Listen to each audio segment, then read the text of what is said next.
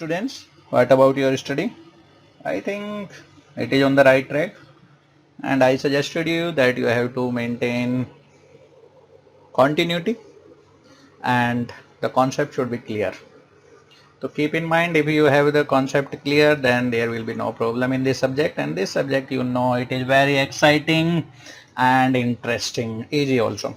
So now we are taking today 12 physics chapter 3 current electricity, and our topics of today are resistivity of various materials, temperature coefficient of resistivity, standard resistors, and let us start. Resistivity of various materials. Resistivity of various materials. Okay, we know that. हमने एक formula पढ़ा था resistance ml upon N E square tau A, ये relation आया था हमारा resistance का. और अगर हम रेजिस्टिविटी निकाले, बिकॉज हम जानते हैं कि R इज इक्वल टू होता है रो एल बाई ए, तो if we compare these two equation we will get rho is equal to M upon N E square tau. So the resistivity of any substance depend on these factors: mass of the charge carrier, number density of charge carrier, charge on the charge carrier, and tau is the average relaxation time or of those charge carriers. So resistivity depends on these, and we also know that the resistivity of conductors is less than resistivity of semiconductors and is less than resistivity of insulators. So these things should be clear in your mind. So from this expression we can write rho proportional to 1 upon n tau, because m and e are the constant, they are not changing. For any material they will be the same. So n means number density of charge carrier and tau is the average relaxation time. These factors depend on the materials and its physical conditions. Two cases: in conductor materials, conductor or metals you can say, when T increase, to decrease, then you can say from this relation rho will be increased. So in case of conductors, or you can say if temperature increases, rho will also increases. But in case of semiconductor, in case of semiconductors, semiconductor materials, rho will decrease. Okay, no problem, it will study in the conductors also. But in case of semiconductor, n will increase, some bonds will be break and the number of charge carrier will be increased in the conductor. So due to this, rho should increase. Due to number of charge carrier increase, rho should decrease. This is dominating factor in both the two. It means finally rho decrease. So in case of semiconductor, rho, if temperature increase, rho is decrease, and the reason is this: tau and eta both will be tau and tau will both will be changed, and this increase, yani ki n increase with temperature increase, this increase of n is more than compensate n increase in tau. So finally, when temperature increase, rho will be decrease. Finally we can say कि अगर हम बात करें conductors की, तो temperature increase होगा तो रो increase होगा, और इन सेमीकंडक्टर टेम्परेचर इंक्रीज होगा तो रो डिक्रीज होगा. Because in case of conductor temperature increase होने पे एन पे कोई इफेक्ट नहीं होता, N will be constant, rho increase. But next, temperature coefficient of resistivity. resistivity कोई प्रॉब्लम नहीं होनी चाहिए. तो अगर मान लीजिए आपके पास कोई मटेरियल है और T0 एक रेफरेंस टेम्परेचर ले सकते हैं हम, और वहाँ पे उसका जो रेजिस्टिविटी है दैट इज रो नॉट. और टी टेम्परेचर पे उसकी रेजिस्टिविटी मान लीजिए इंक्रीज हुआ या डिक्रीज हुआ, कुछ भी हुआ, रो हो गया, तो in case then you can say the temperature coefficient of resistivity of that material is defined as change in resistivity या divide by original resistivity into per unit change in temperature T minus T naught. So you can say fractional change in resistivity, because rho minus rho naught you can write it d rho change in resistivity divided by original resistivity, and this is the temperature change. So you can say d rho upon rho naught, fractional change in resistivity and per unit increase or decrease in temperature, per unit change in temperature. So this relation can be written as equation 1, and again in other form you can write it from this relation. Rho is equal to rho naught 1 plus alpha T minus T naught, or you can say change in temperature. So the other form to write the same equation. So thus the resistivity of the at the temperature T will be given by this equation second, and the temperature coefficient आप यहाँ लिख सकते हैं, या इसी equation को हम alpha की term में लिखें तो इस तरह से भी लिख सकते हैं. तो both have the same meaning, but two forms you are writing, where rho naught is the resistivity at a lower temperature, T naught you can say you can take a range T minus T naught. So T naught will be the reference temperature. You can take it room temperature 20 degrees Celsius, you can take it 0 degrees Celsius, depends on you. And as you know, R is equal to होता है rho L upon A, that is R proportional to rho. Or any material, if you are changing the material, then R proportional to rho. You are not changing the dimension but changing the material, then R proportional to rho you can write. So in that case, in form of resistance, the same relation can be written as R is equal to R naught 1 plus alpha T minus T naught. No problem. In the form of resistance, you can write the same equation in form of resistance. R, it means R यहाँ पे temperature resistance at T temperature, R naught is the resistance at T naught temperature, and dt at T minus T naught is the rise in temperature. Same. Okay. तो for semiconductor you can say अब हम alpha पे depend करता है, alpha पे depend करता है कि आपका रेजिस्टिविटी इंक्रीज होगा या डिक्रीज होगा. तो उसी चीज को हम यहाँ पे जो अभी हमने पहले पढ़ा था, for metals alpha is positive, alpha is positive, it means on increase, if temperature increases resistivity increases. Clear है, कोई प्रॉब्लम नहीं होनी चाहिए. From this relation we can write. And for semiconductors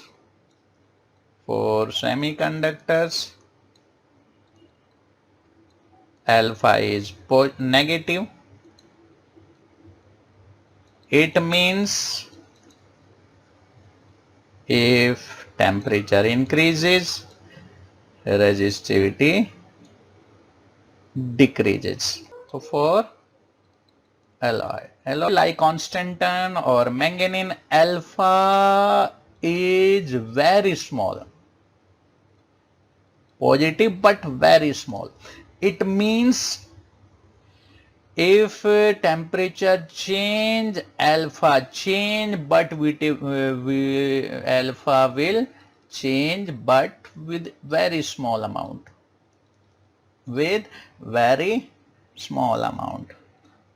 Therefore, we use these alloys, constantan or manganese or nichrome, to use for making standard resistors, because when temperature changes, their resistance or resistivity will not change at all. It means change will be very small. Okay, so therefore we use alloy to make standard resistors. तो it should be clear. तो this relation जो हमने जो चीजें पहले की थी यहाँ पे, rho is equal to M upon n square tau से, वही चीज हमने यहाँ पे बताई है इस रिलेशन से. आप इस रिलेशन को यूज करिए and it is similar to this relation also, no problem.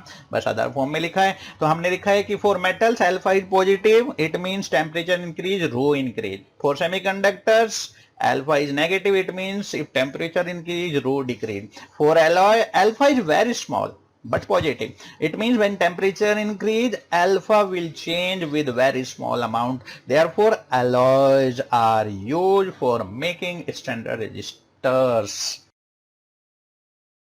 हम बात करते हैं स्टैंडर्ड रेजिस्टर्स की. स्टैंडर्ड रेजिस्टर्स तो दो तरह के बनाए जाते हैं, wire bound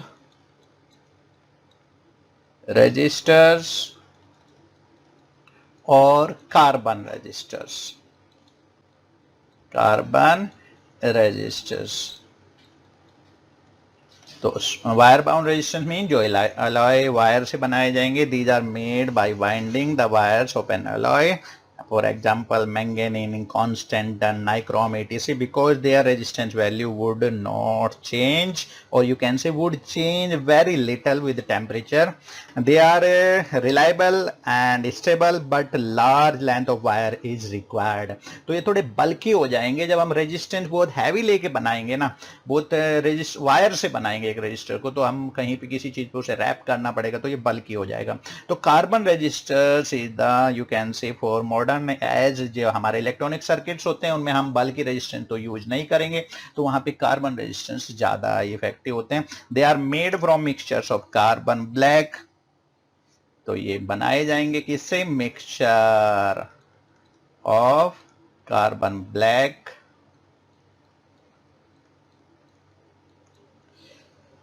clay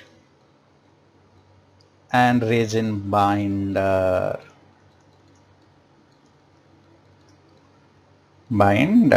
Which are pressed and then molded into cylindrical rods by heating. These rods are enclosed in a ceramic or plastic jacket. These are widely used in electronic circuits of receivers, amplifiers, etc. Advantages of carbon resistors on standard resistors. So you can see these are made with ranging from few ohms to several million ohms तक ये बना सकते हैं हम.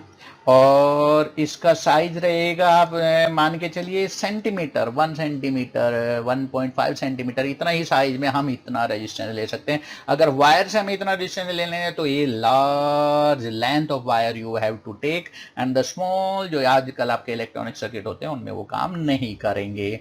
तो several million ohms तक हम इनको बना सकते हैं. These are quite cheap and compact. Quite cheap and compact. बहुत छोटे छोटे रेजिस्टेंस होते हैं जो आपके इलेक्ट्रॉनिक सर्किट में आजकल हम लगाते हैं.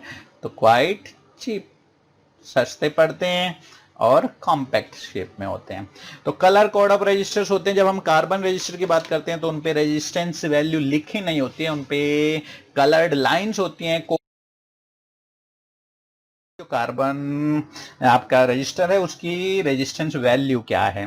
तो a colour code is indicated on the carbon resistors. तो इट इज वेरी इंपॉर्टेंट, इसको आपको पढ़ना है. Colour code for resistors, carbon registers,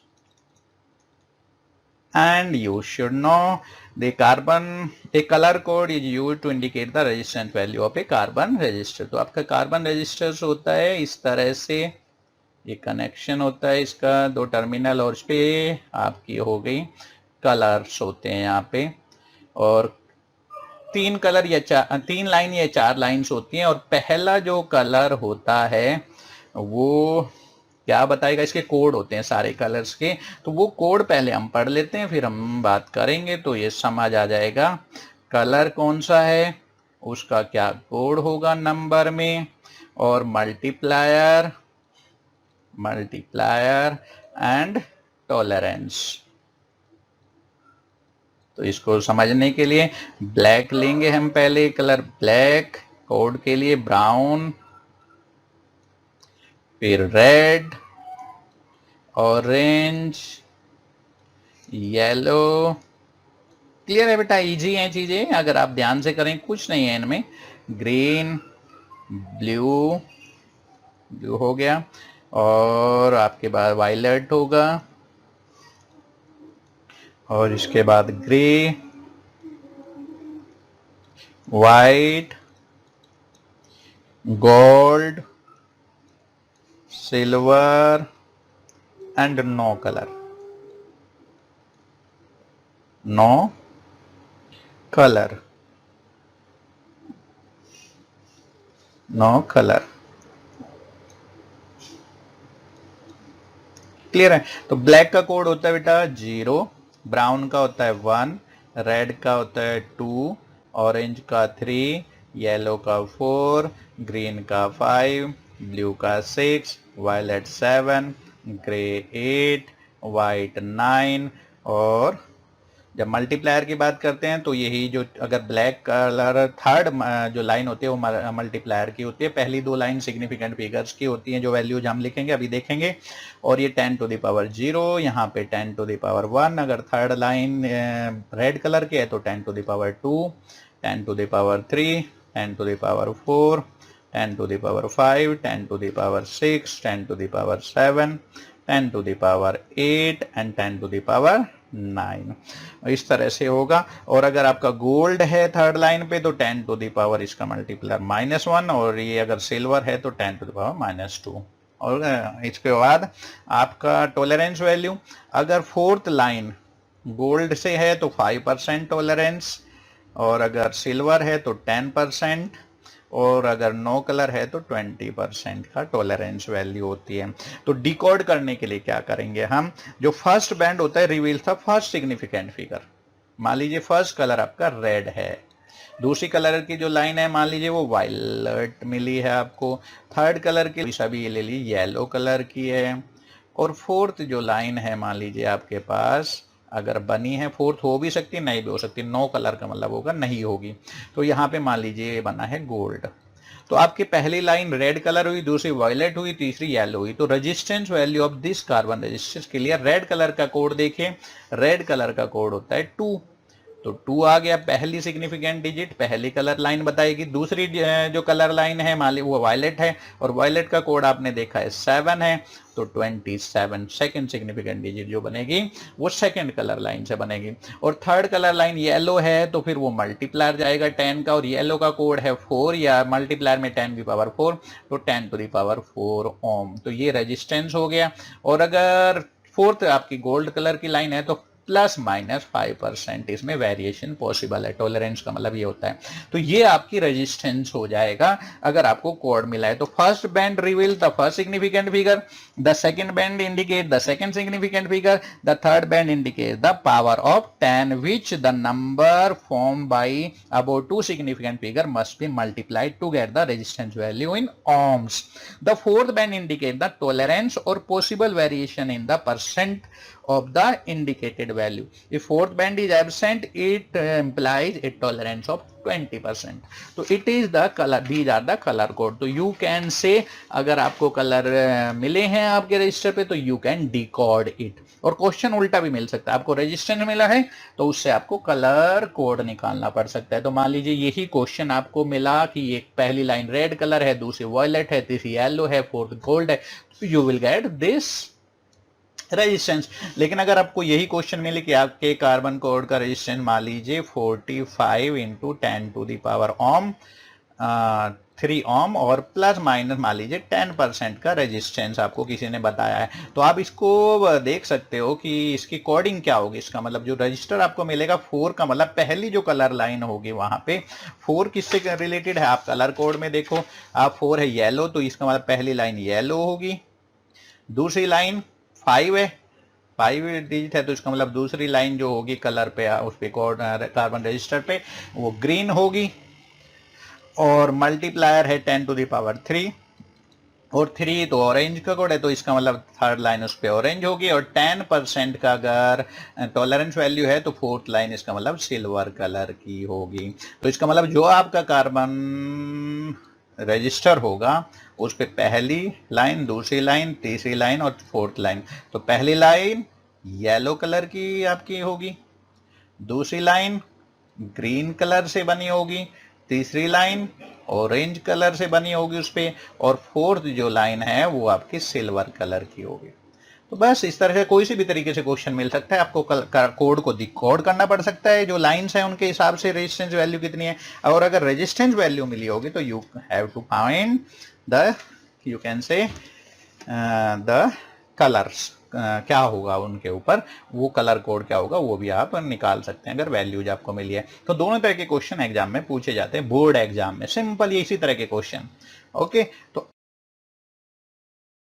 जब अभी बात किया था कुछ ग्राफ्स हो सकते हैं, कोई पूछे आपसे कि ग्राफ बनाइए रेजिस्टिविटी और टेम्परेचर में, तो रेजिस्टिविटी और टेम्परेचर में हम कॉपर के लिए अगर ग्राफ बनाए, कॉपर या मेटल का ज्यादातर ऐसे ही होगा, तो rho of C U copper as a function of temperature, as a function of temperature, तो हम इसका ग्राफ भी आता है बनाने को एग्जाम में।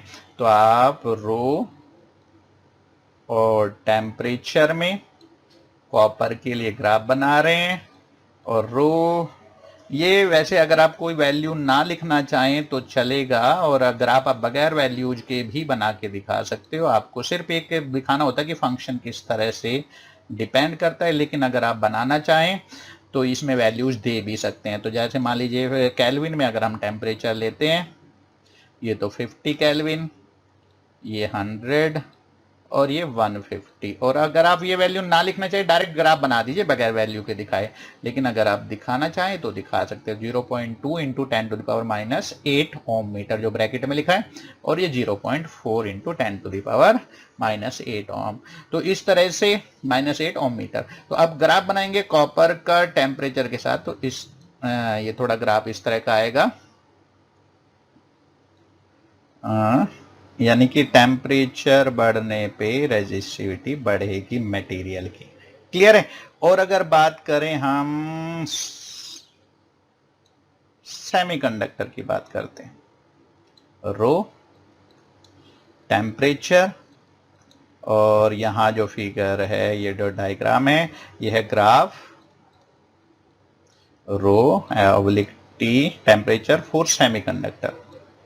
तो सेमीकंडक्टर का अगर हम ग्राफ बनाएं, सेमी कंडक्टर, तो ये बड़ा इजी है, इनमें कोई नहीं, और बड़ा ही इंटरेस्टिंग चीजें हैं ये, ध्यान से देखो। और हमने पता है कि सेमीकंडक्टर केस में रेजिस्टिविटी डिक्रीज होती है रो प्रोपोर्शनल टू 1/T।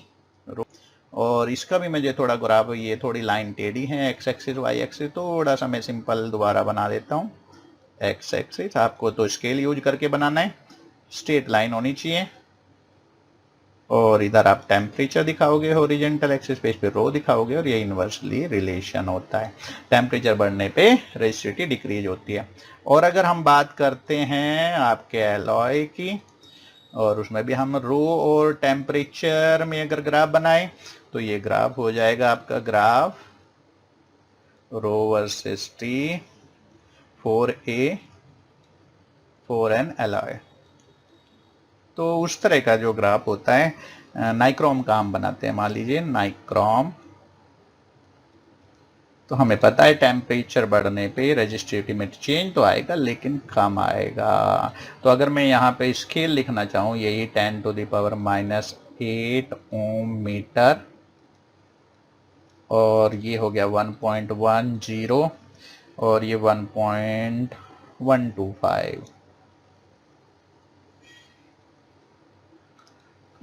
यानी कि ग्राफ दिखा रहा है, वेरिएशन तो दिखा रहा है, लेकिन वैल्यू देखो बहुत कम चेंज होगा। तो अल्फा इज वेरी स्मॉल, हमने पढ़ा था एलॉय के केस में, क्योंकि अल्फा स्मॉल होता है, पॉजिटिव तो होता है लेकिन स्मॉल होता है, इसमें अल्फा नेगेटिव होता है, टेम्परेचर कोफिशिएंट ऑफ रेजिस्टिविटी हमने पढ़ा था अभी, और इसमें अल्फा पॉजिटिव होता है। तो ये थोड़ा सा आप रिकॉल करने के लिए मैंने लिखा है, और रिलेशन आपको पता है, ये alpha is equal to D rho divide by rho naught, इसे कहेंगे fractional change in resistivity with per degree change in temperature. तो ये रिलेशन हो गया, और ये हम ग्राफ भी पूछे जाते हैं। और अगर कोई कुछ कार्बन का भी एक बार पूछा गया था एग्जाम में, बोर्ड एग्जाम में, रो और वर्सिटी का ग्राफ, और वो हमें सेमीकंडक्टर के जैसा ही बनेगा। क्लियर है? न्यूमेरिकल कर लेते हैं, क्योंकि जब न्यूमेरिकल्स करेंगे तो चीजें क्लियर हो जाएंगी और क्वेश्चन ले लेते हैं आज जो हमने पढ़ा उसके बेस पे। The resistance of platinum wire, resistance of platinum, आपको समझ आएगा, बहुत इजी चीजें हैं, आराम से समझ आएगा अगर आप करोगे और प्रैक्टिस ज्यादा से ज्यादा न्यूमेरिकल्स की। न्यूमेरिकल कोई नहीं करा सकता आपको, जब तक आप खुद प्रैक्टिस नहीं करेंगे तब तक समझ नहीं आएंगे। यहाँ पे एक आपको मैं इग्नाइट जरूर कर सकता हूँ, एक तरीका बता सकता हूँ, स्टार्ट कर सकता हूँ, लेकिन करना आपको ही पड़ेगा। तो प्लेटिनम रेजिस्टेंस, थर्मामीटर एक डिवाइस होता है, थर्मामीटर प्लेटिनम वायर से बनाया जाता है और ये रेजिस्टेंस पे फैक्टर पे डिपेंड करता है। तो platinum resistance thermometer at the ice point is 5 ohm, इसका रेजिस्टेंस हो गया, आइस पॉइंट मतलब 0 degree Celsius, and at steam point पे इसका रेजिस्टेंस है is 5.23 ohm. Clear? when the thermometer is inserted, clear है, आराम से अगर आप करोगे प्रॉब्लम नहीं आएगी। इन ए हॉट बाथ, जहां का आपको टेम्परेचर मापना है, the resistance of platinum wire is 5.795 ohm. Calculate the temperature of bath, hot bath. Calculate the temperature of hot bath. Clear है? तो अब देख लेते हैं गिवन क्या है, वो चीजें नोट करनी पड़ेंगे आपको। और आपको दिया है टेम्परेचर, आर नोट कह सकते हो 5 ओम एट 0 डिग्री सेल्सियस पे, 0 degree ice point.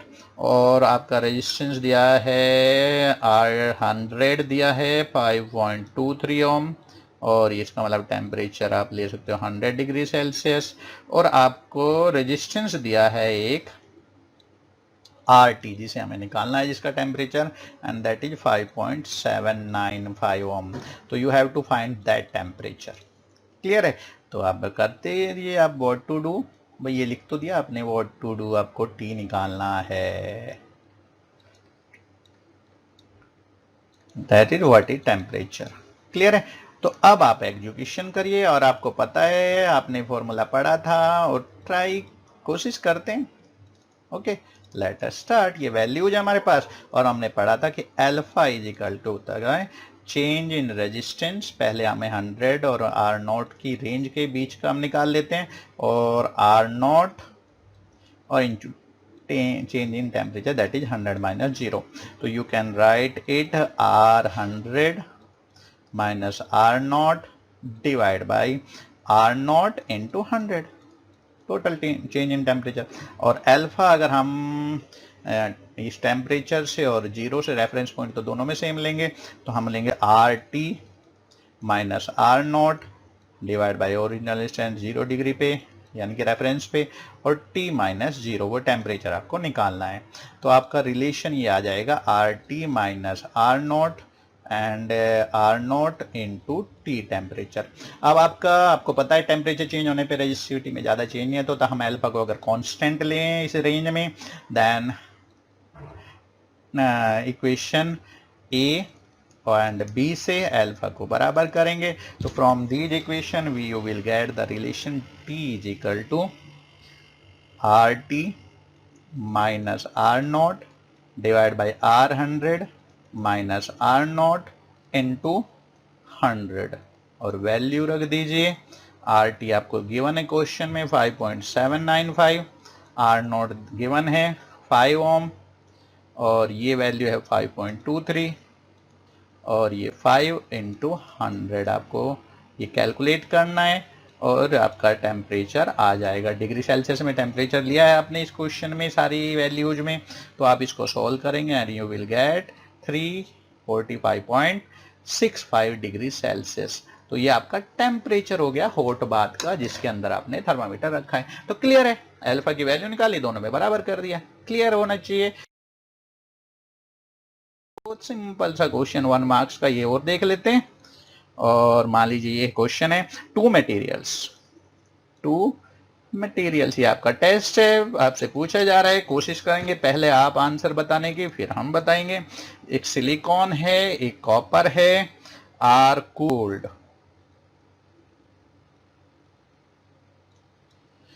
From 300 kelvin to 660 kelvin, sorry, cool कर किया जा रहा है। What will be the effect on their resistivity. तो उनकी रेजिस्टिविटी पे क्या इफेक्ट होगा। तो आपको वैल्यू सिर्फ टेम्परेचर की दी है, तो आपके रेजिस्टेंस की रेजिस्टिविटी की एक्चुअल वैल्यू तो निकाल नहीं सकते फॉर्मूले में कहीं भी रख के, क्योंकि आपने पढ़ा rho is equal to M upon n square tau. तो यहाँ कोई फॉर्मूला नहीं है। अगर रो चाहिए तो rho naught 1 plus alpha t minus t naught. तो कोई वैल्यू नहीं दी, बस टेम्परेचर बताया उन्होंने, चेंज किया है। तो वो रेजिस्टेंस में सिर्फ चेंज चाहते हैं। तो ये बोर्ड का क्वेश्चन है, और ऐसे क्वेश्चन में आपको सिर्फ उन्होंने पूछा है कि रेजिस्टिविटी डिक्रीज होगी या इंक्रीज होगी। तो आपको पता है कि इन केस ऑफ कंडक्टर, और यहाँ पे सी यू कंडक्टर है, ठीक है। तो सी यू की अगर बात करें, सी यू इज द कंडक्टर, और कंडक्टर में जब टेम्परेचर कम होता है तो रेजिस्टिविटी पे क्या फर्क पड़ता है, रेजिस्टिविटी डिक्रीज होगी। तो कॉपर के केस में फाइनली आपकी रेजिस्टिविटी डिक्रीज हो जाएगी। और ये आपका सेमीकंडक्टर है, और आपने पढ़ा था सेमीकंडक्टर के केस में टेम्परेचर डिक्रीज होने पे रेजिस्टिविटी, क्योंकि टेम्परेचर इंक्रीज होने पे रेजिस्टिविटी वहां पे डिक्रीज हो रही है, यहाँ पे हमने टेम्परेचर डिक्रीज पूछा है, तो फिर यहाँ पे आपको रेजिस्टिविटी इंक्रीज हो जाएगी, क्योंकि टेम्परेचर इंक्रीज होने पे रेजिस्टिविटी डिक्रीज हो रही थी। तो हम यहाँ उल्टा कर रहे हैं, टेम्परेचर डिक्रीज कर रहे हैं, तो इसका मतलब रेजिस्टिविटी इंक्रीज हो जाएगी। तो सिंपल ये क्वेश्चन बोर्ड का, और आपका 1 मार्क क्लियर हो गया, फाइनल हो गया। तो ये आपका आज के टॉपिक्स थे, इनको जरा ध्यान से देखना। आज हमने जो भी टॉपिक्स लिए हैं, रेजिस्टिविटी ली है, टेम्परेचर कोफिशिएंट ऑफ रेजिस्टिविटी लिया है, और रेजिस्टिविटी का हमने डिस्कस किया है कि मेटल्स यानी कि कंडक्टर, सेमीकंडक्टर और यू कैन से एलॉय में किस तरह से रेजिस्टिविटी डिपेंड करती है टेम्परेचर पे। तो दो फॉर्मूले हमने यूज किए, इसको यूज करो या इसको यूज करो, डिपेंड करता है आपको कौन कौन सी किस किस वैल्यूज को गिवन है, उसी हिसाब से वो ही आप यूज कर सकते हो। और इसी फॉर्मूले को दूसरा फॉर्म है चला लिखने का, रो माइनस रो नॉट और टी माइनस टी नॉट, और शॉर्ट में इसी को हम लिख लेते हैं D rho upon rho not into change in temperature. तो ये चीजें दोनों एक ही हैं, बस लिखने के तरीके अलग हैं, ये अलग है, लेकिन डिपेंड दोनों बता रेजिस्टिविटी के बारे में रही हैं। तो फैक्टर्स आप देखिए कौन कौन से गिवन है, उसी हिसाब से उसी फॉर्मूले को यूज करके आप आंसर देंगे। तो आज के लिए इतना ही, थैंक यू।